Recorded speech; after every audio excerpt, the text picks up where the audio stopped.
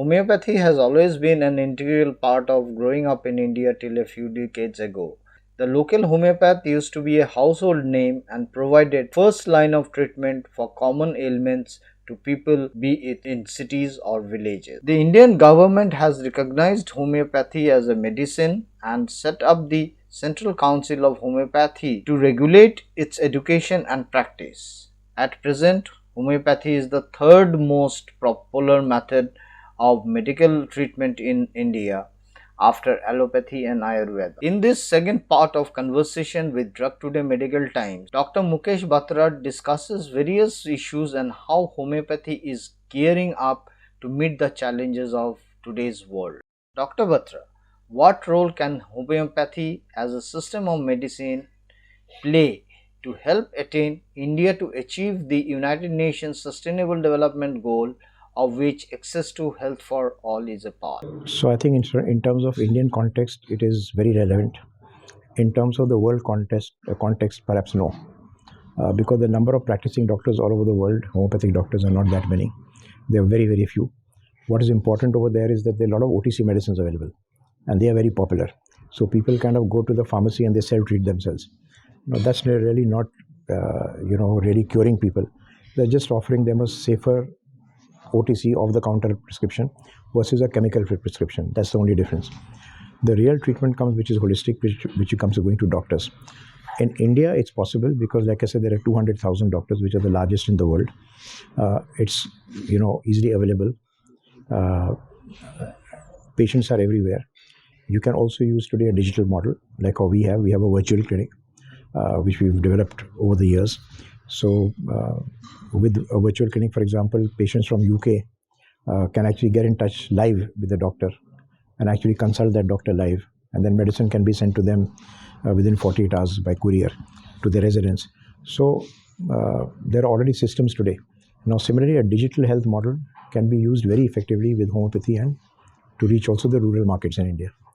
So it's possible that it can actually, if it starts now, of course, 6-7 years time is very little to actually, but India has made a lot of progress in a lot of things, and I think in health for also it can, and homeopathy and alternative medicine, and particularly homeopathy because it's low cost, and there are a number of homeopathic doctors, and then because if you use IT digitalization, virtual clinics as well in it, I think it's very possible to actually use it as a core and not as a supplement.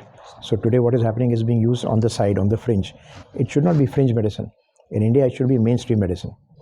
And it can be integrated. I'm saying there are lots of things which are very, very good in allopathy as well. There are hospitals which are very good for emergencies. The quality of treatment has increased hugely. The number of hygiene has increased. The brain drain of doctors has stopped. Earlier doctors from here were going abroad.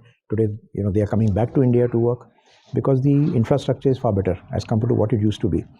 But depending only on that, there are not enough there are not enough nurses, there are not enough doctors in the healthcare system in India, and to produce them and to develop them, you're talking again, I'm saying anything is a 5.5-year course minimum, and then there's practice.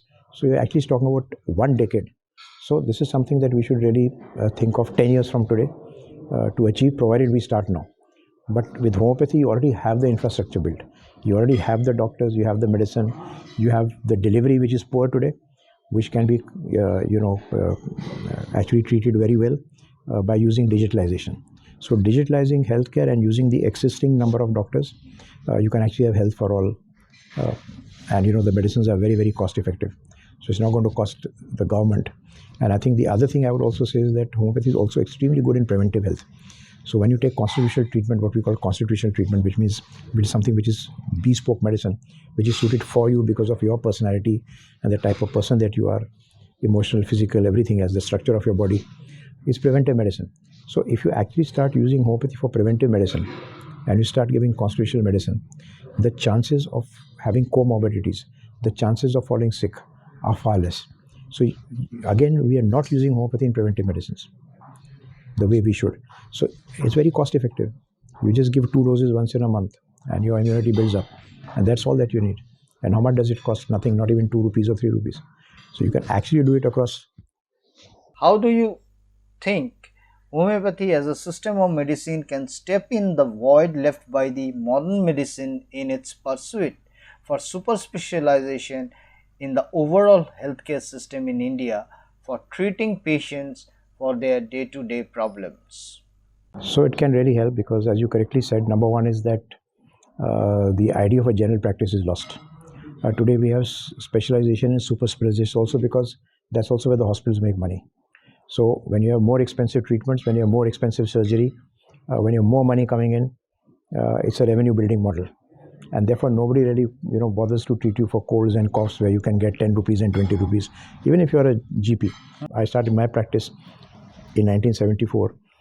Doctors were actually more human, and doctors were people who actually were looking after all needs of a family. So you're family doctors.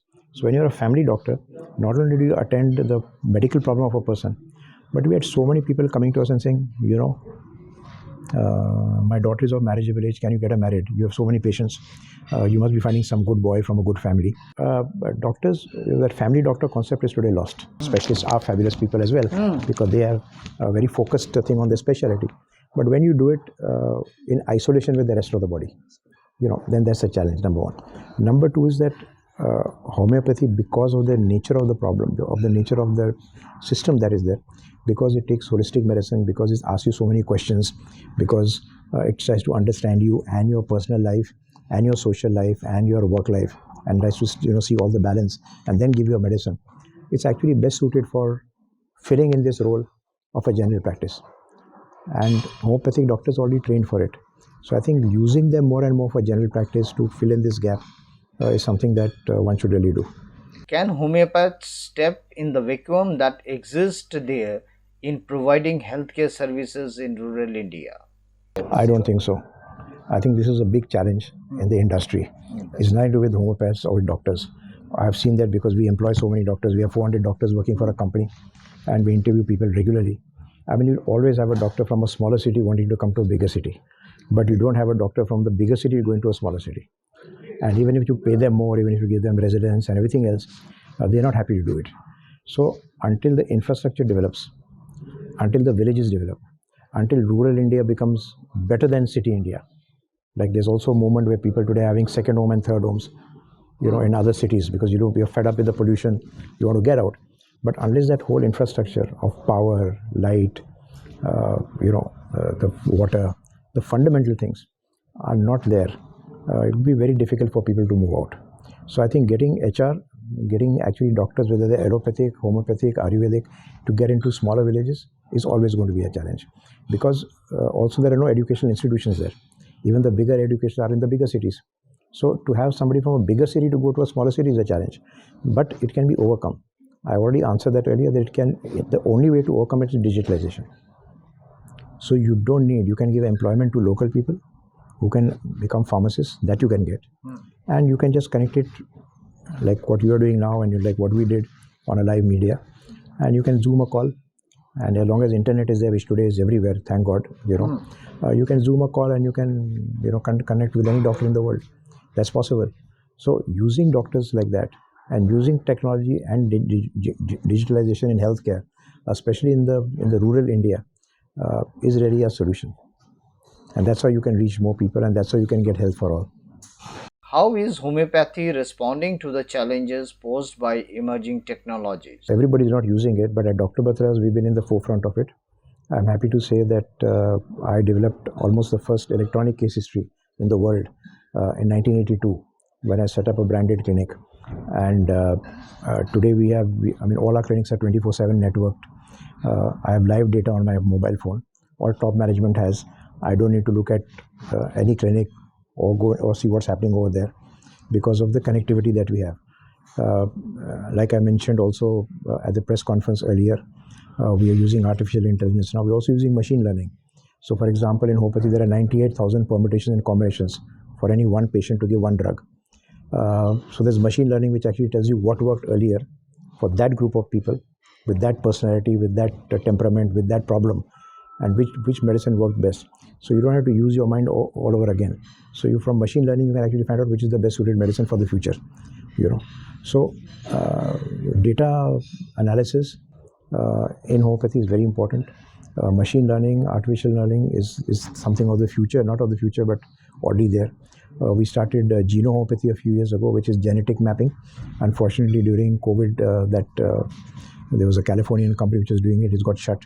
So we are thinking how we can restart it again. But we had an entire thing on genetic mapping and homeopathy, which we started, like I think about 5 years ago. And it was doing extremely well until COVID came. And unfortunately, the lab abroad shut down. So we've done a lot of, like this new machine that we've come out with, which is the first time in India.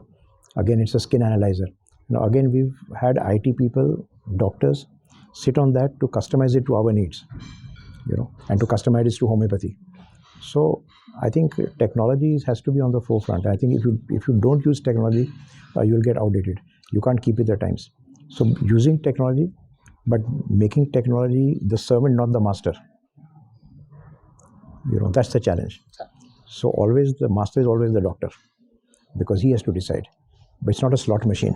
You can't put in a coin and get the answer and then say, okay, fine, now everything is done.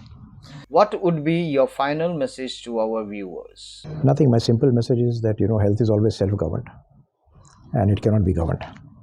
And one of the most important thing of health is discipline. So if you want to lose weight, if you want to stay healthy, lifestyle is very important today. Lots of the NCDs that have non-communicable disorders are all because of lifestyle, bad lifestyle or wrong lifestyle. So they all need correction. And therefore, I think we have to take it on ourselves to stay healthy and to make sure that we take care of ourselves.